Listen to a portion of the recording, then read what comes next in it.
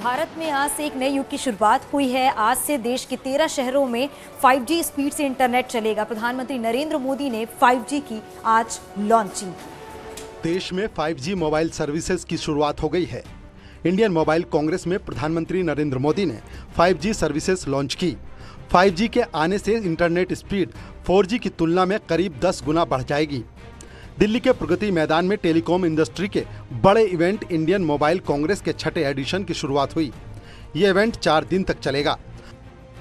साथियों, जब हम डिजिटल इंडिया की बात करते हैं तो कुछ लोग समझते हैं कि ये सिर्फ सरकारी एक योजना है, लेकिन डिजिटल इंडिया सिर्फ एक नाम नहीं है, ये देश के विकास का बहुत बड़ा विजन है।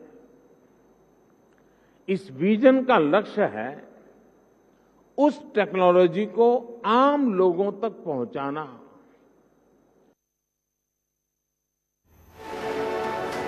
पीएम मोदी ने देश में 5G सर्विस की शुरुआत की। इस दौरान उन्होंने रिलायंस जियो की सर्विस का डेमो भी देखा।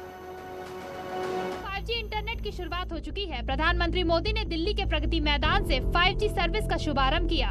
पीएम मोदी ने रिलायंस जियो की सर्विसेज का भी डेमो देखा। इस दौरान रिलायंस इंडस्ट्रीज के चेयरमैन मुकेश अंबानी और रिलायंस जियो के चेयरमैन आकाश अंबानी भी मौजूद रहे। मुकेश अंबानी ने 5G सर्विसेज को देश में डिजिटली क्रांति की शुरुआत बताया, तो आकाश अंबानी ने बताया कि हम भारत के लोगों को अफोर्डेबल सर्विस देने पर फोकस करेंगे।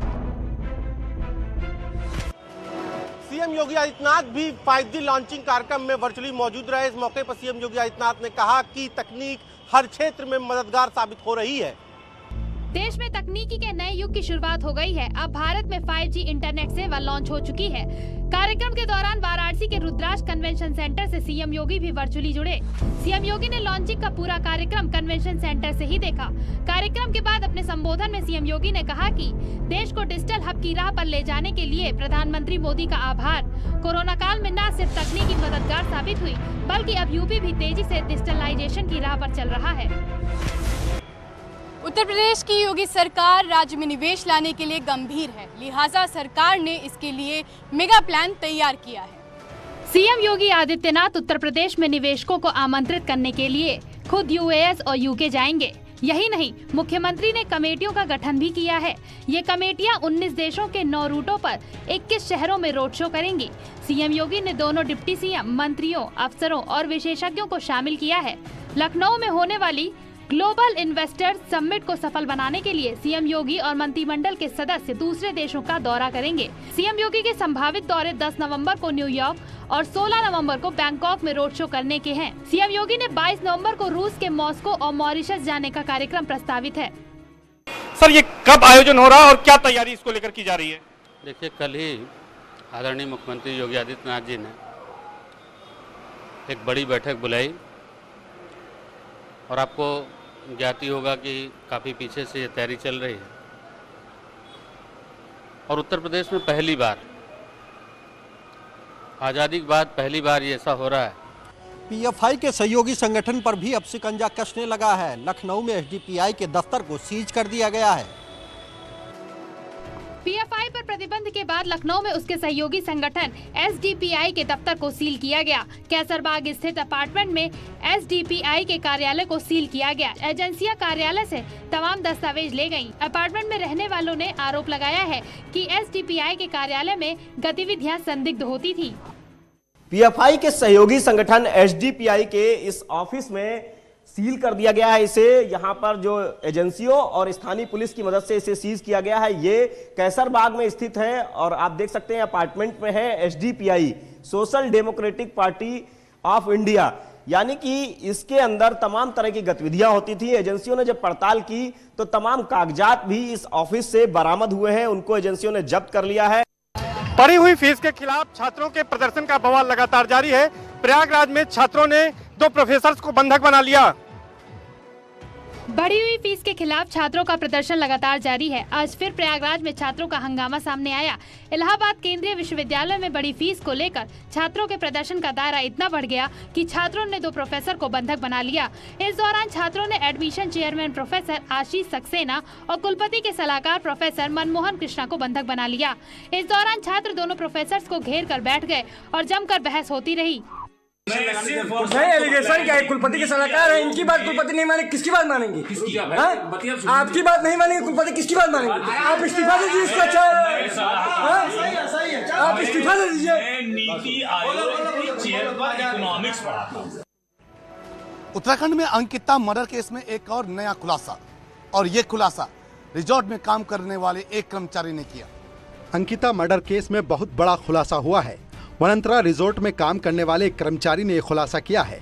उसके मुताबिक अंकिता को जान से मारने की धमकी दी गई थी।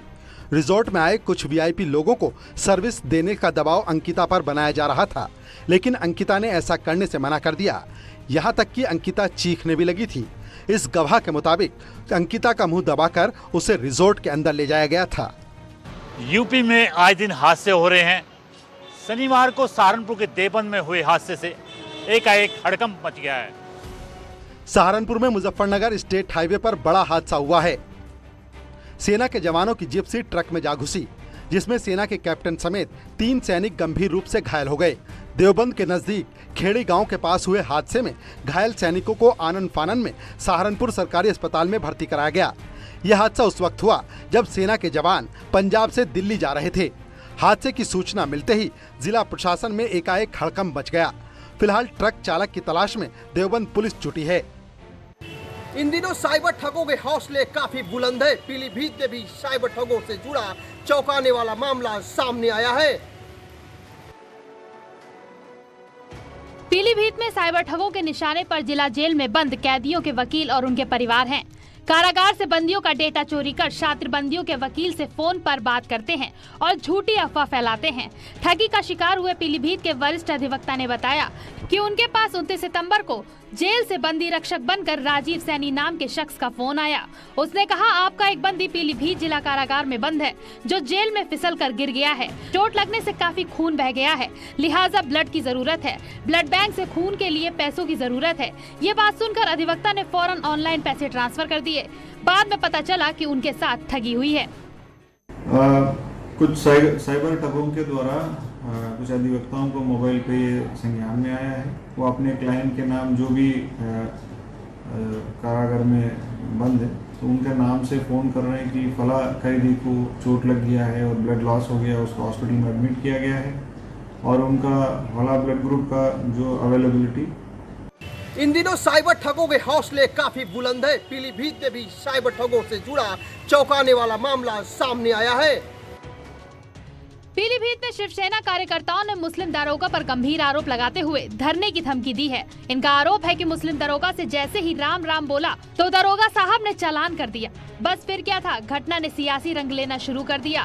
थाना गजरौला में तैनात मुस्लिम दरोगा सदाकत अली के खिलाफ कठोर कार्रवाई किए जाने के संबंध में शिकायती प्रार्थना पत्र एएसपी को दिया गया है। फिलहाल मामले में पुलिस महकमे के आला अधिकारी अभी कुछ बोलने को तैयार नहीं है। ये दरअसल कल मामला शाम का है, गजरौला थाने का। ये लड़का मिलने वाला है विमल गुप्ता। उसके दरवाजे पे बाइक खड़ी थी और वहाँ से दरोगा जी गुजर रहे थे। उनकी नज़र जो है बाइक पे पड़ी, तो बाइक पे वो चालान काटने लगे। विमल गुप्ता ने मेरी बात कराई दरोगा जी से, तो दरोगा जी से मैंने राम राम बोल दिया। जब मैंने राम राम बोल दिया, इतने पे ही उनका पारा चढ़ गया, और पारा चढ़ते ही उन्होंने फ़ोन काट दिया। उसको विमल को बहुत सारी गालियाँ दी, भद्दी भद्दी। उसके साथ उन्होंने मेरे को भी कुछ बोला कि वो मंत्री है कौन है।